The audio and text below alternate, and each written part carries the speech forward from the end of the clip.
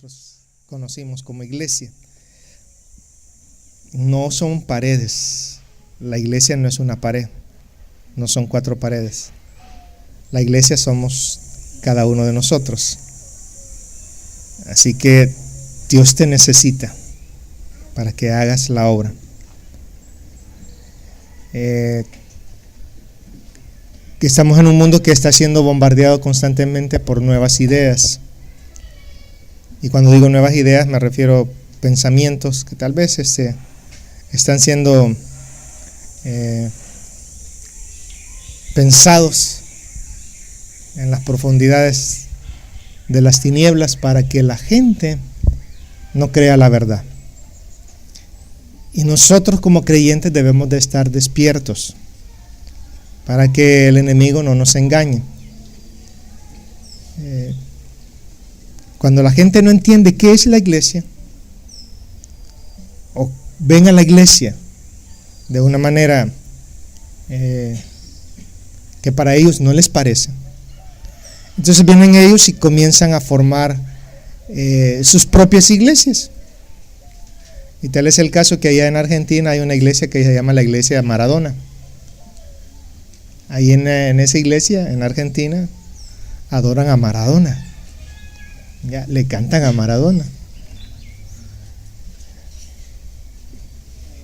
Y eso pues lo hicieron fanáticos del fútbol en Argentina.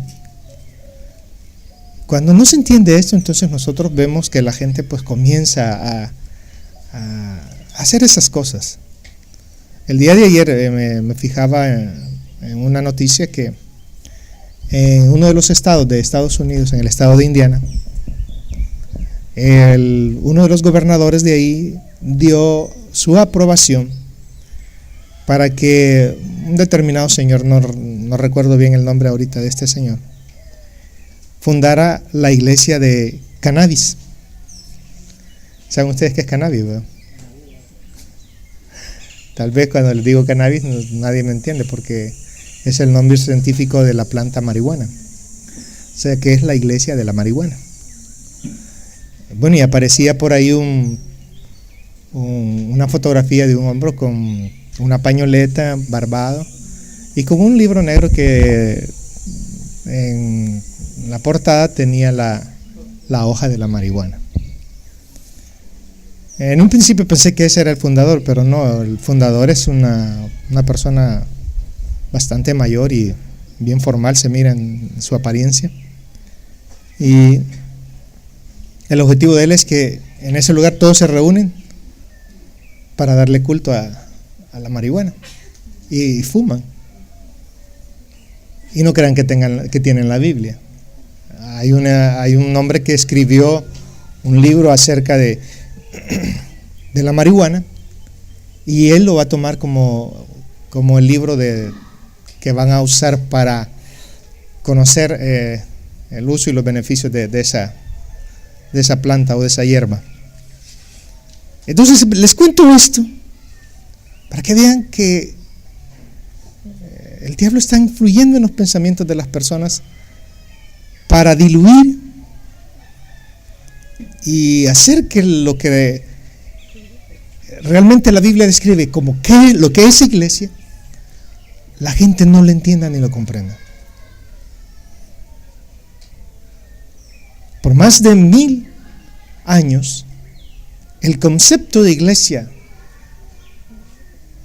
se quedó enmarcado en lo que son los lugares. Y en Europa, los locales que le llaman iglesias, catedrales, basílicas, están vacías. La gente llega por ir a ver el monumento, por ir a ver la reliquia, porque adentro ya no llega la gente a escuchar. Los locales solo están siendo visitados como algo turístico. ¿A quién no le gustaría ir a visitar la iglesia de Notre Dame? Son esas iglesias que fueron en un tiempo llena de gente que decían ser cristianos, locales de la iglesia. Bueno, y aún es más, fíjense que a mí me cuesta cuando digo iglesia, todos se imaginan la estructura, pero no ese es el concepto de iglesia que nosotros debemos de manejar. Así que yo quiero que entendamos los propósitos de Dios. El propósito de Dios es formar un pueblo. Digan conmigo, formar un pueblo. Y este pueblo lo creó Dios desde antes de la fundación del mundo. Desde antes de la fundación del mundo. O sea que cuando yo pienso en esto de que Dios tuvo una visión mucho más allá de antes que existieran todas las cosas, eso me asombra. En el pensamiento de Dios pasaste rápido. Van a ser fulanito, menganito, sutanito, lo voy a hacer que nazcan en el tránsito. Voy a usar a este y a esta persona para que se unan y nazca este fulanito o esta sutanita. Pero también los voy a escoger para mí. Yo creo que esto debe de alegrarnos. Y eso es lo que vamos a ver dentro de los primeros 3 capítulos. Hoy no vamos a ver los 3 capítulos, no vamos a ir despacio, no sé, ay, qué rápido vamos a terminar Hebreos. No, Efesios, ¿verdad? Efesios solamente tiene, ¿cuántos capítulos tiene? 6. Y si fuiste obediente la semana pasada, en 18 minutos puedes leer esta epístola. O en menos, si te lees rápido. Así que debemos de comprender que Dios nos escogió desde antes de la fundación del mundo. La iglesia es el cuerpo de Cristo. Esa es una de las definiciones que da Efesios, que somos el cuerpo de Cristo. Estamos diseñados para ser las manos de Jesús, para ser los ojos de Jesús, para ser los pies de Jesús, para ser el que lleve la palabra. Somos su boca. Así que debemos de cumplir las comisiones que el Señor nos ha encargado a cada uno de nosotros para proclamar el mensaje. Mira, una de las cosas que me gustó esta mañana fue ver que aunque no esté presente aquí, pero alabo al Señor Jesús por lo que está haciendo, ¿verdad? Le dijo a su papi, préstame el carro. No sé si esto es de él todavía. Y lo traía lleno de chiquitos. Todo ese montón de niños que ustedes ven ahí, que fueron por allá, la mayoría venían en ese carro. Y eso es lo que tenemos que hacer nosotros. Mira, si tú evangelizas a personas y no te hacen caso y te cansas de invitarlo, mira, voy el otro domingo, pero no viene, ¿por qué no mejor le dices, mira, présteme a sus hijos, pues, y llevo a sus hijos? Los niños son más dóciles. Comencemos a trabajar con los pequeños. En 5 años, estos chicos que tienen 10 años, ¿qué van a hacer? Son adolescentes. Pero si les comenzamos a meter en su mente y en su corazón la palabra de Dios y decirles que son el pueblo escogido de Dios, que eres la iglesia de Dios, que eres parte del cuerpo de Cristo, ¿qué mentalidad no les vamos a crear a estos muchachos?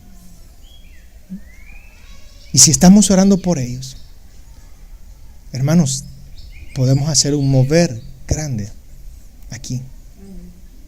Trabajemos con los pequeños.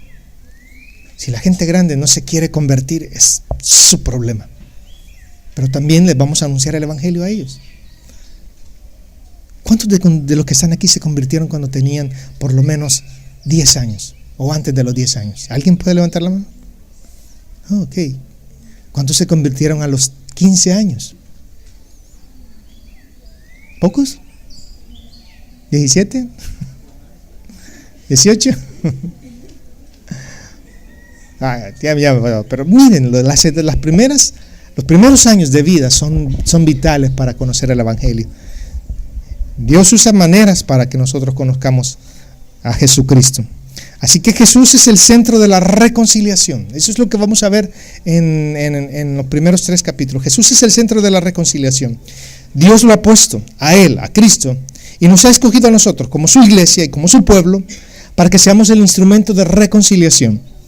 Si ustedes recuerdan en la primera carta a los Corintios, dice que Él nos ha dado a nosotros el ministerio de la reconciliación, para que anunciemos que a través de Jesús podemos acercarnos al Padre, y Él se ha acercado a nosotros a través de Jesús, y que por medio de Él podemos decirle a la gente, reconcíliense con Dios, porque la gente está enemistada con Dios aquí. Mucha gente te va a decir, sí, yo creo en Dios, yo creo en todo, pero en su mente todavía sigue siendo enemiga de Dios. Enemiga de Dios. Porque quieren agradar a sus propios deseos, satisfacer tus propios deseos y no hacer lo que dice las Sagradas Escrituras. Así que tienes el ministerio de la reconciliación. Dile al que tienes a la par. Tienes la responsabilidad del ministerio de la reconciliación. Y somos todos, no solo yo.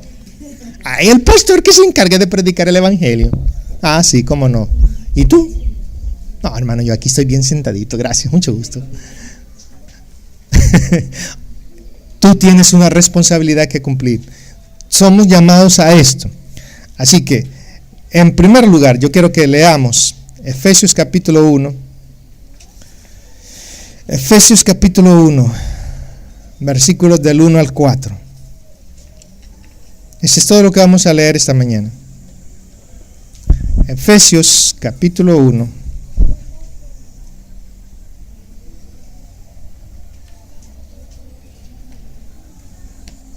Alguien me va a decir, hermano Israelí, ¿por qué tiene un gran librote ahí en el púlpito hoy? No encontré mi Biblia, así que me traje el griego interlineal. Lo voy a leer y si lo encuentras diferente es porque está textualmente traducido del griego al español. Dice así: Pablo, apóstol de Cristo Jesús, mediante la voluntad de Dios, a los santos que están en Éfeso y a los fieles en Cristo Jesús, gracia a vosotros y paz de parte de Dios Padre de nosotros y del Señor Jesucristo. Bendito sea el Dios y Padre del Señor de nosotros, Jesucristo, el que bendíjonos con toda bendición espiritual en los lugares celestiales en Cristo, conforme escogiónos en Él antes de la fundación del mundo, para ser nosotros santos y sin tacha delante de Él en amor. Ahora quiero leerles la versión No hay amor más grande. Esta versión es una versión que casi no se conoce, pero es una paráfrasis de cada uno de los libros del Nuevo Testamento, y Efesios lo parafrasea de esta manera: amados cristianos de Éfeso, y si ustedes quieren póngale amados cristianos del tránsito para contextualizarlo, siempre fieles al Señor, les escribe Pablo, a quien Dios escogió para ser mensajero de nuestro Señor Jesucristo. Que la bendición y la paz de Dios nuestro Padre y del Señor Jesucristo, nuestro Señor, reposen en ustedes. Alabado sea Dios, Padre de nuestro Señor Jesucristo, quien nos bendijo con toda clase de bendiciones espirituales en los cielos, porque pertenecemos a Cristo. Hace mucho tiempo, antes de que formara el mundo, Dios nos escogió para que fuéramos suyos a través de lo que Cristo haría por nosotros, y resolvió hacernos santos, intachables, por lo que hoy nos encontramos revestidos de amor ante su presencia. Hermanos, si de predicar se tratara, creo que nos tardaríamos un montón de tiempo, o me tomaría más tiempo al hablarles y explicarles cada una de estas cosas, porque hay muchas palabras que nosotros quizás a veces por leerlas rápido no reflexionamos, y espero que esta mañana todos los que estemos aquí pensemos y se hagan preguntas, y si alguna pregunta no te contesto en lo que voy predicando, al menos al final dime, hermano, mire, contésteme esto, o le dejo de ver para que estudie esto y me ayude a entenderlo.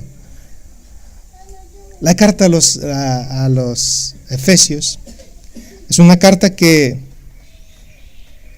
pareciera que el apóstol Pablo escribió como un poema, como un poema doctrinal en donde explica muchas cosas, desde el versículo 3 hasta el versículo 14.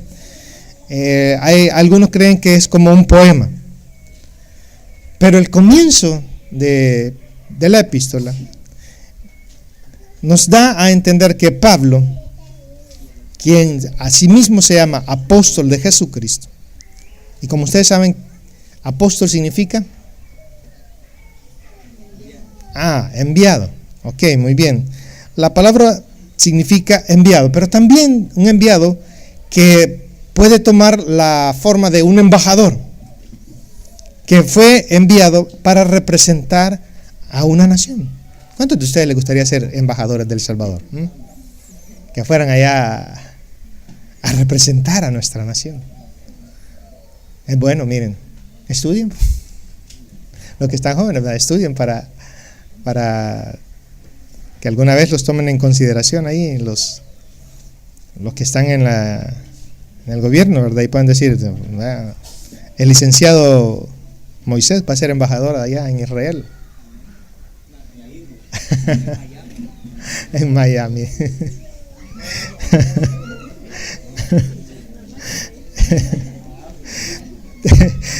Pero fíjense, el apóstol se presenta a sí mismo como embajador ¿de quién? De Cristo. Y óyeme, no es que él escogió ser, sino que él fue escogido, él fue llamado por medio de Jesús para cumplir la voluntad del Señor.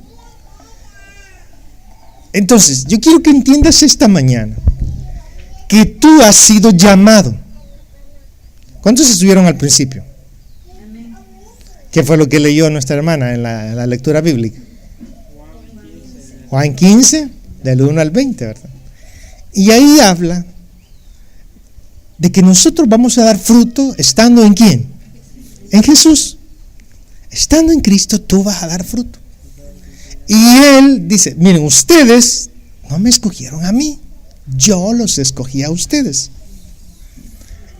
No es que, yo tan bonito, tan guapo, bien portadito y todo, andaba buscando a Dios. No es así. La gente piensa que por la forma de ser de ellos. Yo he hablado con personas y dicen, no, si no me falta mucho, yo no fumo, yo no bebo, no le quito la mujer al prójimo, no le hago nada malo a nadie, ya me falta poquito. Solo recibir a Jesús. Y eso es todo lo que tiene que hacer. Y entregarle su vida a Cristo. Pero a veces ese pensamiento del diablo, de que no los deja avanzar, mira, se pierden la bendición de ser parte del cuerpo de Cristo. Pero entender que hemos sido creados desde antes de la fundación del mundo, eso es, para mí, es asombroso. Y alguien puede decir, ¿por qué no nací en los United States? ¿Por qué no nací en Francia? ¿Por qué no nací en la época medieval? ¿Por qué no nací en la edad de hierro? Porque no estuve con Adán y le hubiera dicho, Adán, no te comas el fruto del árbol.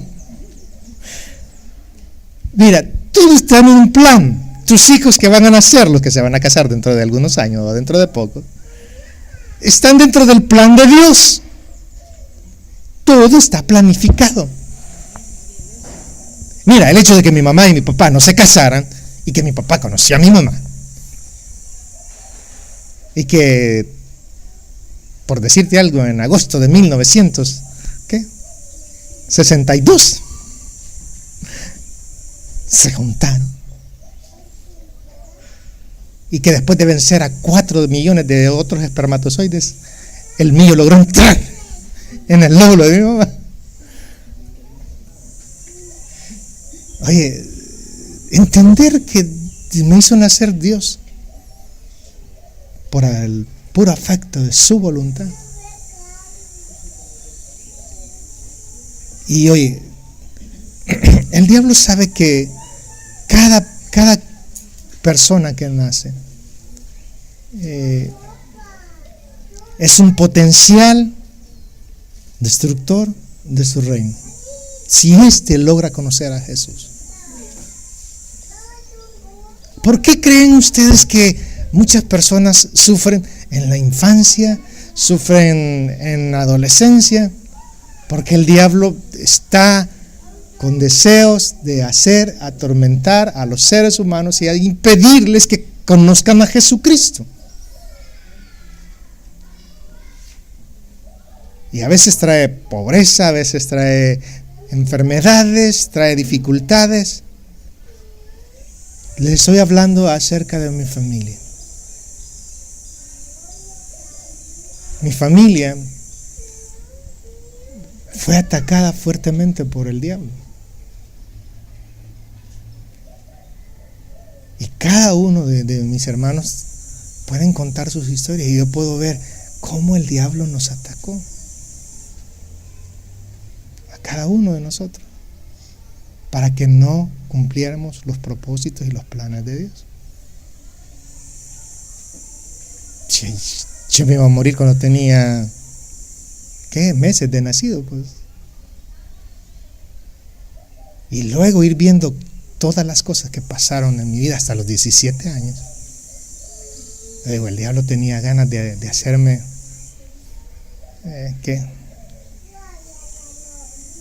convertirme en un malo y perverso. Pero por la misericordia de Dios, estoy ahora donde estoy. Así que yo quiero que tú entiendas. Si Pablo pudo entender que él es apóstol, ahora tú quiero que entiendas que eres una hija, un hijo de Dios, un cristiano, una cristiana, que mediante la voluntad de Dios te ha hecho a ti un santo. Digan conmigo, santo. Santa. Todas las hermanas digan, soy santa. Pero con más convicción, soy santa. A ver, los varones, soy santo. Hermano, ¿y por qué hace tanto énfasis en eso? Mira, hago énfasis en esto porque yo no voy a abrirte un expediente y cuando ya te mueras te voy a ver toda la vida. Este muchacho anduvo con... No, y este tampoco, no, y este no. Y este, no, pues no cumple para ser santo. Y este quiero ver, sí, este sí, se casó de esta manera, pues este es santo. No. Si Dios te escogió y te llamó, y tú atendiste el llamado del Señor, tú eres, ¿qué eres?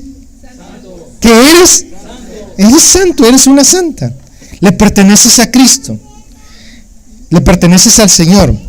Entonces, por lo tanto, quiero que entiendas esto. Eres un enviado. Eres una enviada. Eres un embajador, una embajadora. Perteneces a la delegación celestial. Debes de depender del Señor. Tienes que entender esto. Y quiero que vean la expresión esta. En el versículo, ahí mismo en el versículo 1, dice: a los santos que están en Éfeso y fieles en Cristo Jesús. ¿Cómo lo llama? Santos y fieles. Santos y fieles. Santos y fieles. Hermanos, estas frases deben de ser como eslogan, que se queden grabadas en nuestra mente.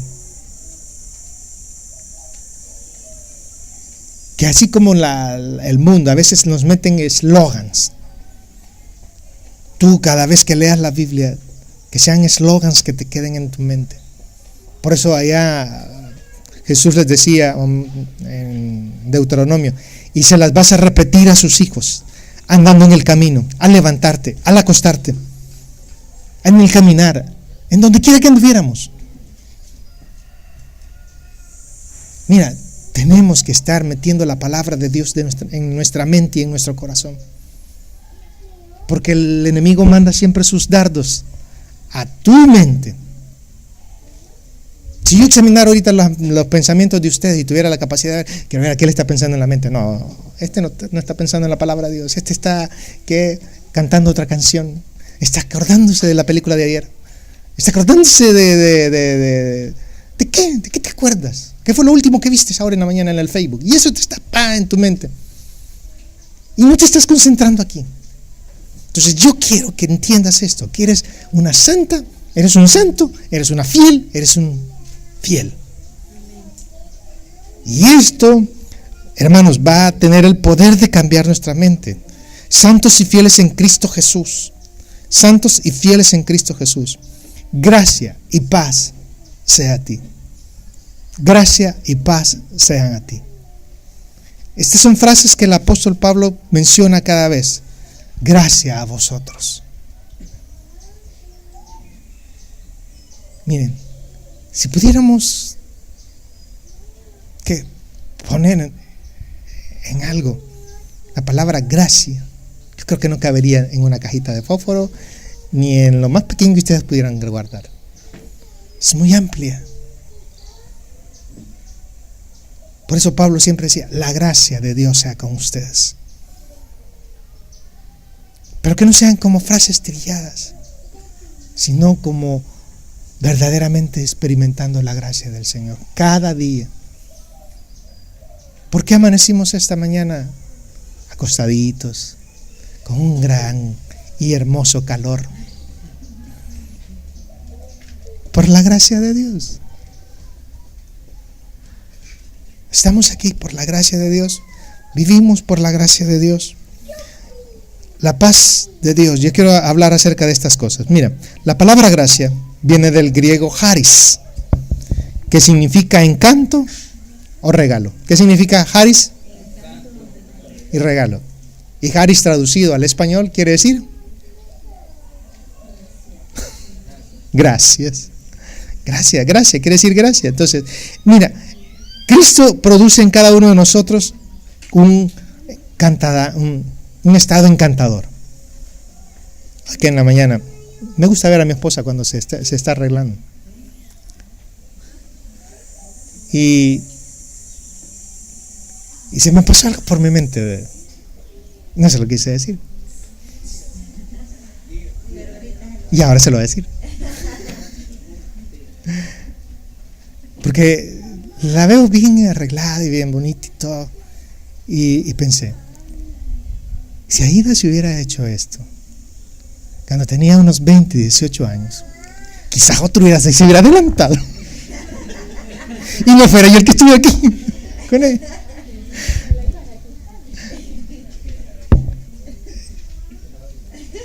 Porque la veía llena de gracia.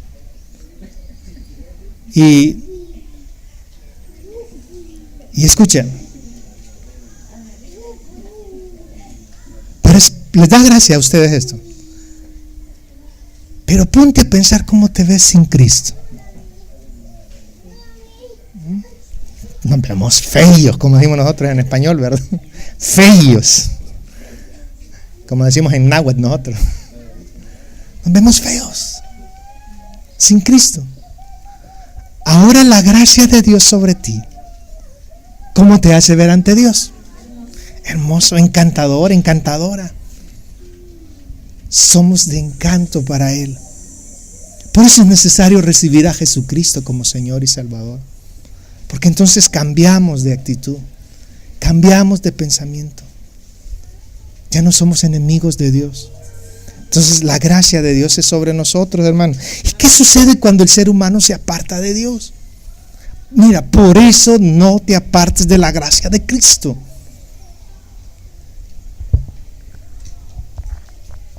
David lo describe. Lean el Salmo 51. Pero cuando él reconoció la gracia de Dios nuevamente y se volvió a cobijar con la gracia de Dios, le pedía: Señor, renueva un espíritu recto y nuevo dentro de mí, y no apartes de mí tu Santo Espíritu.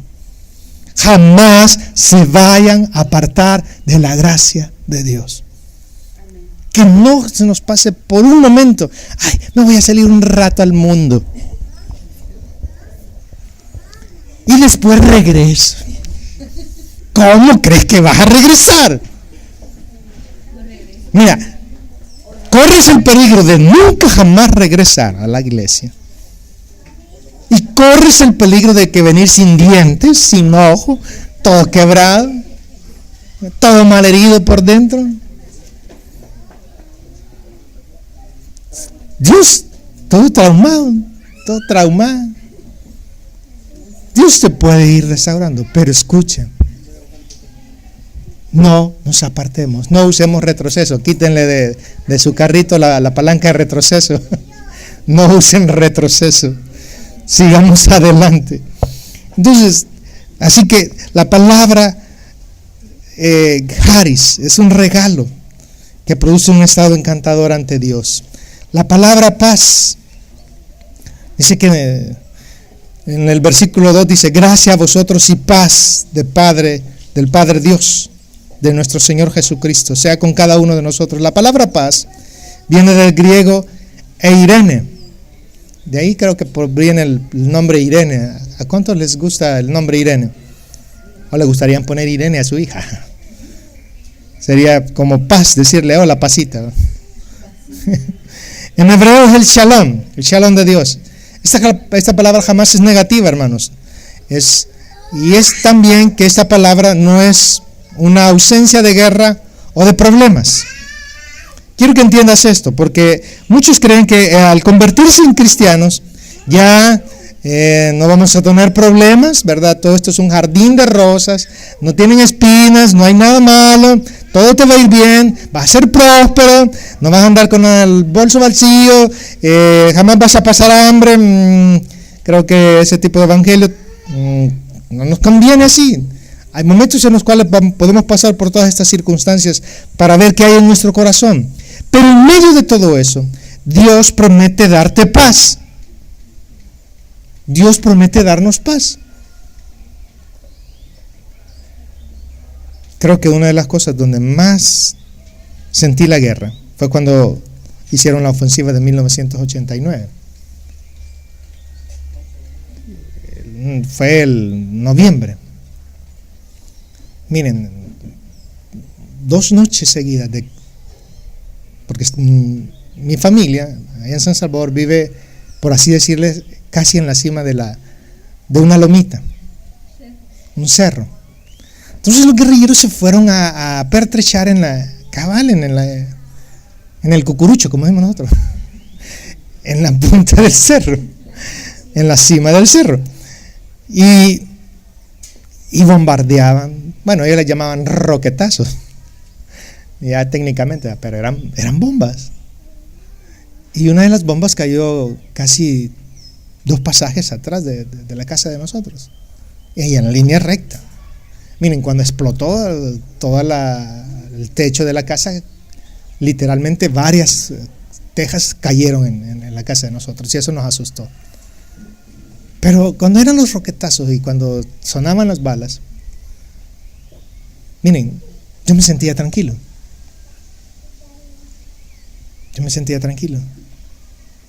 Es ahí donde nosotros debemos de tener la confianza del Señor.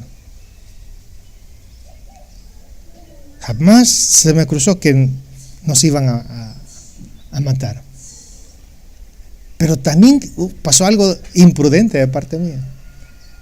Venían subiendo los soldaditos, y no crean que traían una pistolita, traían una ametralladora de esas de grueso calibre. Y vengo yo y abro un medio la puertecita y cierro cuando vi que eran los soldados. Y al ratito, y no crean que suavecito, y ya llego yo y abrí. ¿Por qué andas abriendo? ¿Qué no ves que te puedo disparar? No volvás a abrir. Está bien, mi coronel. Mira, hasta Dios le puso en el corazón del soldado, no dispararon.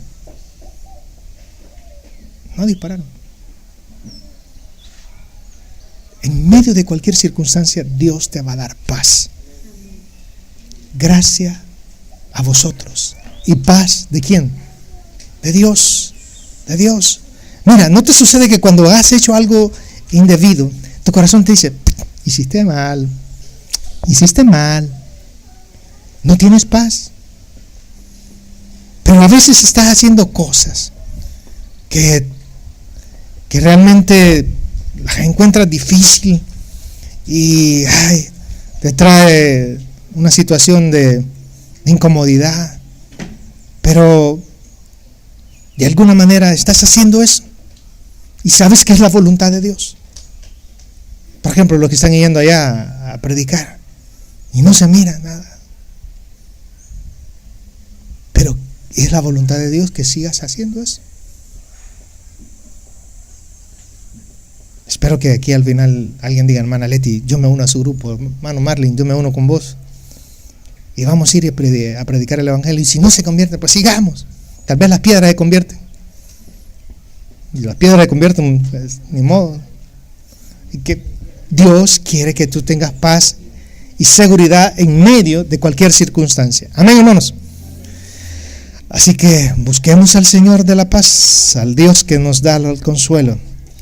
Versículo 3: bendito sea el Dios y Padre del Señor nuestro Jesucristo, el que nos bendijo con toda, digan mío, con toda, pero digo, con toda bendición espiritual.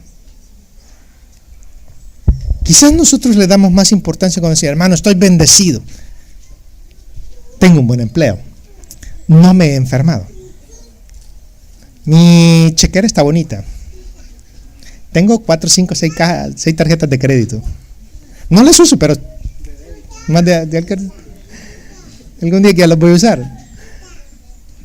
Tengo esto, tengo lo otro, tengo aquello. Eso es bendecido, hermano.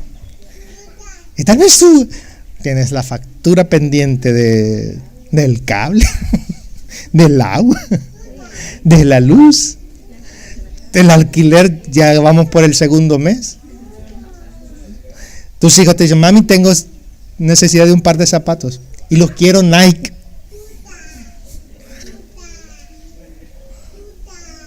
Oye, y tú dices: ¿y cómo es que él está bendecido y yo no estoy bendecido? Nosotros medimos las bendiciones tal vez por lo que podamos tener. ¿Por qué no lees bien este versículo? Mira, yo quiero que lo entiendas. Alabado sea Dios, Padre de nuestro Señor Jesucristo, que nos bendijo con toda clase de bendiciones, ¿qué? Espirituales. Digan conmigo: bendiciones espirituales. En los cielos, porque pertenecemos a Cristo. Nos bendijo con toda bendición espiritual. ¿No crees tú que ser una hija de Dios es una de las mejores bendiciones espirituales que tiene? Sí. Con eso no quiero, hermano, hacerte sentir mal si tienes o no tienes. No. Si tienes, disfruta las cosas que tienes. Y sé sabio para administrarlas correctamente. Porque puede ser que vengan momentos de dificultad. ¿Cómo vas a actuar en medio de todas esas circunstancias? ¿Bien? Cuando pases por algún momento que crees que no eres hija de Dios, recuerda: Dios te escogió desde antes de la fundación del mundo para ser lleno de gracia y que tengas paz. Los momentos difíciles pueden venir, pero en medio de esas circunstancias, Dios no te ha abandonado ni te ha dejado. Tenlo por seguro. No solamente nos fijemos en que Abraham tenía grandes cosas y era rico. Ponte a pensar cómo fueron los momentos de Abraham cuando le quitaron a su esposa. La Biblia no dice cuando le quitaron la esposa y cómo se sintió él. Mira, venimos aquí atrás a Sara. ¿Cómo actuó Abraham? Ah, sí, cómo no, llévensela. No. Algo debe haber pasado por el corazón de Abraham.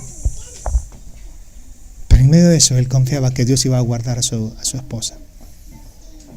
Creo que se debe haber quedado orando, pidiendo al Señor: guarda a Sara.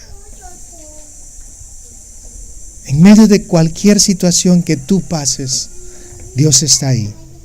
Cuando pases por las aguas, cuando pases por qué, por el valle de sombra de muerte, por el fuego. Miren, ese día de la guerra, ya llevábamos 3 días y no había visto a Aida, y dije: voy a ir a buscarla, y salgo con una banderita blanca. Oye, cada vez que iba pasando por los pasajes solos, los perros que de las gentes que habían quedado afuera, tirados en la calle, todos ametrallados. Carros dejados a la mitad del camino, todos balaceados. Mira, se miraba destrucción. Pero como dijo la hermana, cuando pases en valle de sombra de muerte. Y como que era película ese día. Ahí iba caminando de un lado y yo por el otro. Y de repente, miren, en medio de todo, como que la gente se apartó y ¡pum! Como de aquí a aquel Seibo que está allá, apareció Aida. Y sale corriendo Israel. Y sale corriendo Aida. No.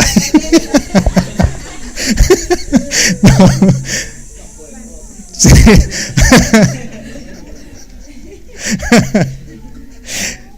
Parecía película eso, hermano. Sí, que hasta me dio risa cuando y sale y yo, Pero en medio de todo eso ahí estaba Dios guardándonos. Entonces, cualquier circunstancia difícil que pase, Dios está contigo, hermano. La paz de Dios va a estar con nosotros. Amén. Todo momento difícil pasa. Por eso Pablo decía, en todo y por todo he sido entrenado, ya sea para tener riqueza o para tener pobreza. Debemos de estar entrenados en todo. Y démosle gracias a Dios por las cosas que pasan, para que tengamos un corazón agradecido. En el versículo 4, quiero que veas el versículo 4. Conforme escogiónos, bien raro suena aquí, ¿verdad? Escogiónos en Él antes de la fundación del mundo, para ser santos y sin tacha. Miren, estas dos palabritas, fíjate bien, dice ahí que nos escogió desde antes. Quiero que entiendas esto, el plan de Dios es mucho más extenso de lo que tu mente puede entender y comprender. Pero estas frases son interesantes. Desde antes de la fundación del mundo, pensó en Rubén. Pensó en Israel Urrutia. Desde antes. Es que esto a mí me asombra, hermano. Desde antes. Estoy en el plan de Dios. Estás en el plan de Dios. Y te hizo con dos propósitos. Para ser santo y para ser sin. Mira, unos traducen culpa, otros traducen sin tacha, otros traducen ¿qué? Sin defecto. ¿Qué otra palabra tienen ahí? Ahí no. El mismo versículo. Bueno, parece arruga. Pero no tienes idea todavía. Para que fuéramos sin tacha. Entonces, y desde el versículo 3, hermanos, hasta llegar hasta el versículo 14, todo esto es un poema. Ahora, lo maravilloso de todo esto es que Dios te escogió. Él nos escogió a nosotros. Nos hizo santos e irreprensibles. Esa es la otra palabra que nos hacía falta. Digan conmigo, irreprensibles.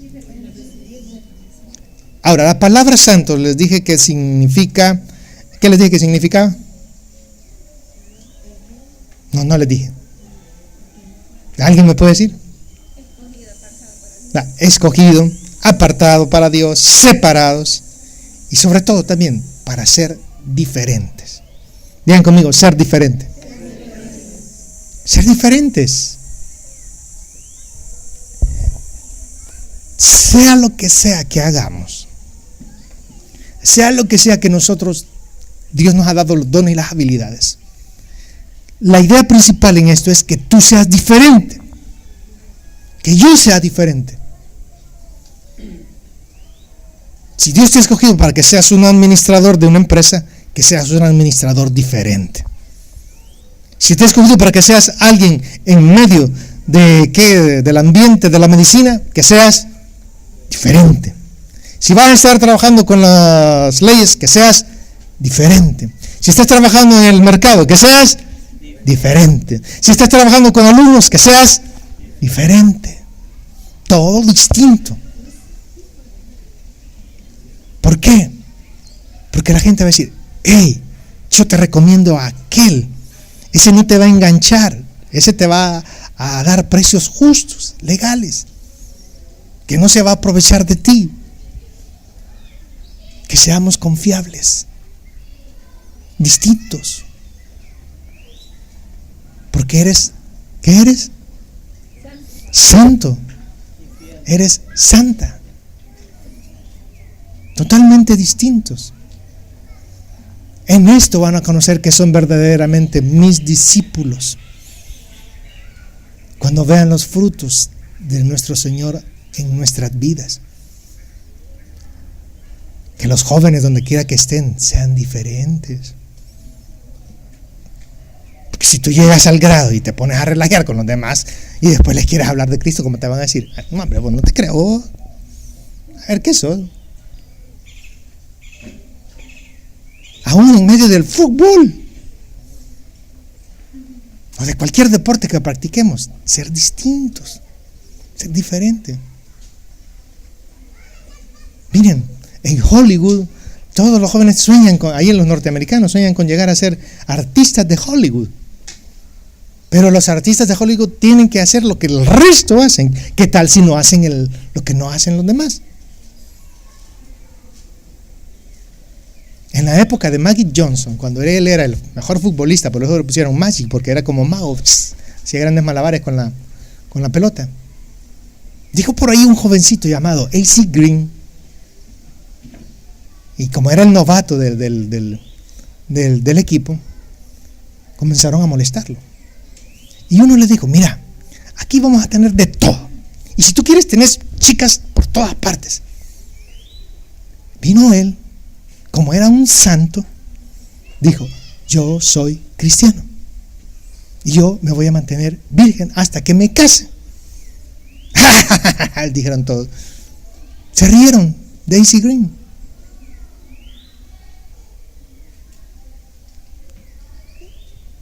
A los pocos, o quizás par de años, sale la noticia, Magic Johnson, portador de VIH. Sí, él tenía el estilo de todo. Pero quiso hacer que A.C. Green tomara también la decisión de ser como él. Pero aquel se mantuvo y dijo, yo soy santo. Yo voy a hacer las cosas diferentes aquí.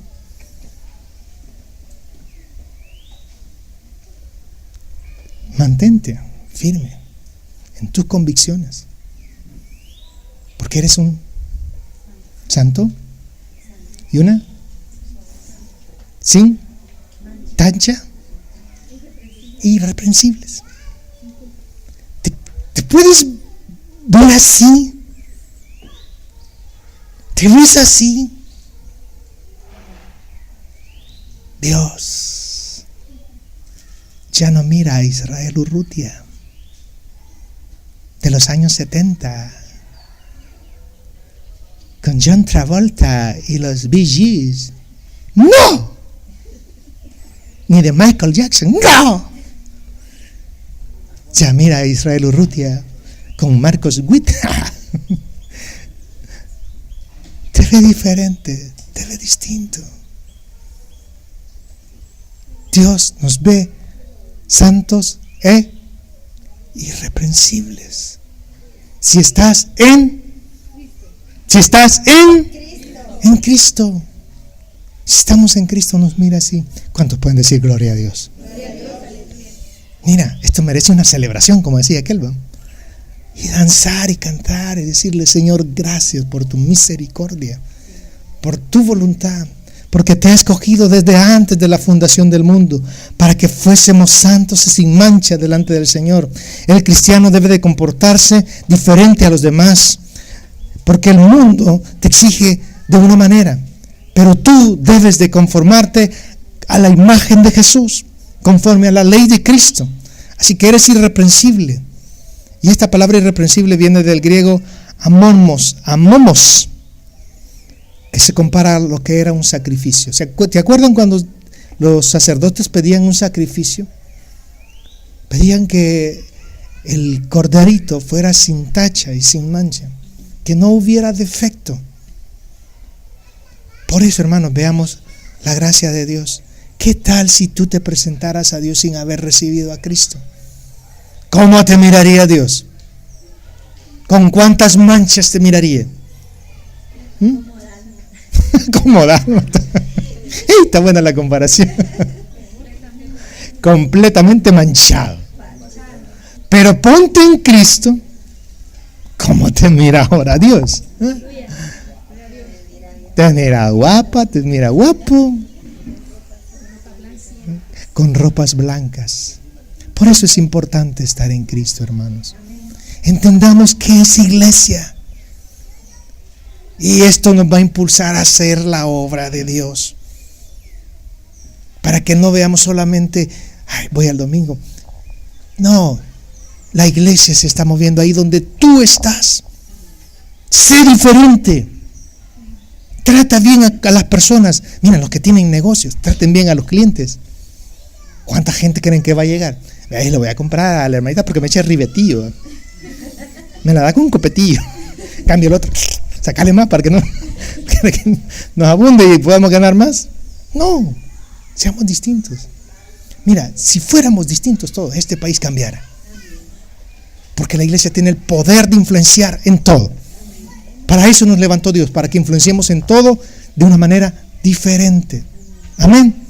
Así que, hermanos, tenemos trabajo que hacer. Te vas a portar diferente esta semana. Amén. Nos vamos a portar diferentes, recordando quiénes somos y en quién estamos. Dale un aplauso al Rey de Reyes y Señor de Señores. Oremos. Padre, gracias por que tú nos has llamado y nos has hecho tus hijos e hijas. Podemos cantar con toda gratitud, con todo nuestro corazón.